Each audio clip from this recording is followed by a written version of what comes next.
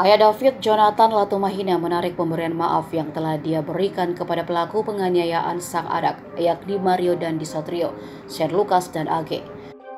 Jonathan tidak ingin pemberian maafnya menjadi bumerang yang kelak bisa meringankan hukuman Mario dan kawan-kawan.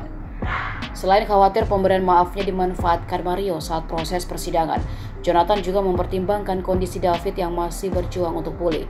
Oleh karena itu, dia menegaskan tidak akan mengulangi kesalahan yang sama dengan memberikan maaf kepada para pelaku. Maaf, kata Jonathan, hanya bisa diberikan oleh Tuhan. Jonathan sebelumnya pernah terang-terangan memberikan maaf kepada pelaku penganiayaan sang anak. Pemberian maaf itu terlontar pada 22 Februari 2023. Saat itu Jonathan mengaku memberikan maaf kepada pelaku penganiayaan sang anak karena David yang merupakan seorang pemaaf.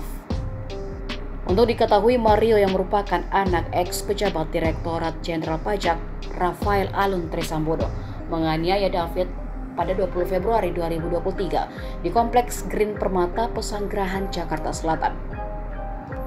Selain Mario, polisi juga sudah menetapkan tersangka lain yakni Shane Lucas dan AG yang merupakan kekasih dari Mario.